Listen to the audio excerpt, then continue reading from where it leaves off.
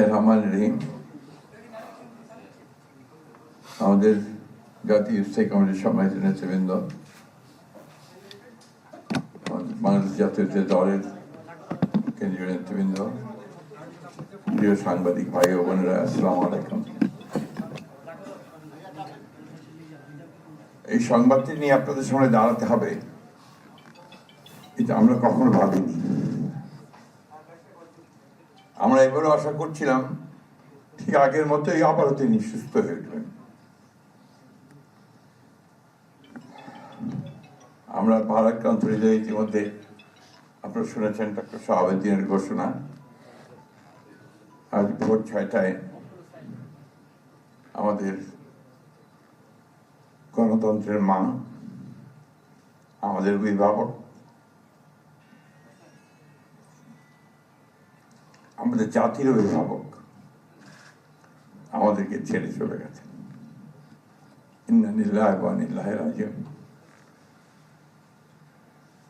এই শোক, এই ক্ষতি, এটা অস্বাভাবিক, অপূরণীয়।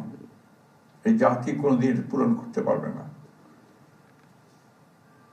যে নেত্রী তার সারাটা জীবন জনগণের অধিকারের জন্য, কল্যাণের জন্য তার সমগ্র জীবনকে উৎসর্গ করেছিলেন, সেই নেত্রী দেশনেত্রী বেগম খালেদা জিয়া আমাদের মাঝে নেই। এটা আমরা যারা তার সহকর্মী এবং রাজনৈতিক কর্মী, আমরা এটা ভাবতে পারি না। বাংলাদেশের রাজনীতিতে একটা বিশাল শূন্যতা সৃষ্টি হলো। তাই নয়, গণতান্ত্রিক পৃথিবীর গণতান্ত্রিক আন্দোলনেও একটা বিশাল শূন্যতা সৃষ্টি হলো।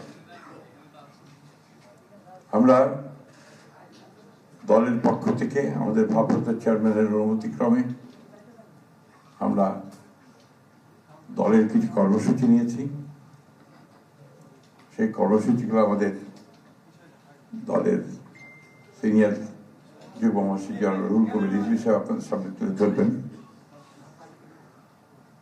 সরকারের প্রধান, এই কেয়ারটেকার গভর্নমেন্টের প্রধান প্রফেসর ডক্টর মোহাম্মদ ইউনূস আমাদেরকে ফোন করেছিলেন সাথে সাথে, এবং ইতিমধ্যেই তারা সিদ্ধান্ত নিয়েছেন যে 10টার মধ্যেই তারা একটা স্পেশাল ক্যাবিনেট মিটিং করবেন।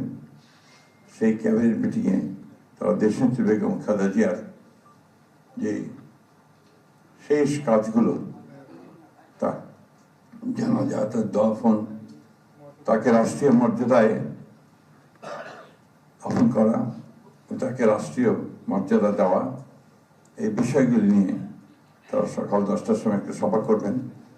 এরপরে আমরা পুরো জিনিসটাকে কোঅর্ডিনেট করে আবার সেটা আপনাদের সামনে জানাবো।